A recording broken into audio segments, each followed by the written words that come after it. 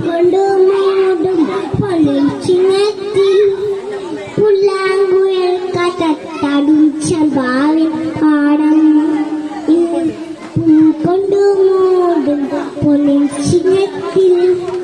പുല്ലാങ്കുഴൽ കഥത്തടും ചെമ്പാവിൻ പാടം ഇന്നേ കൊയ്യ നാളെ ചെന്ന അത്തം ചിത്തിരച്ചോടും കുന്നല പൊന്മഴ മൂത്തമായ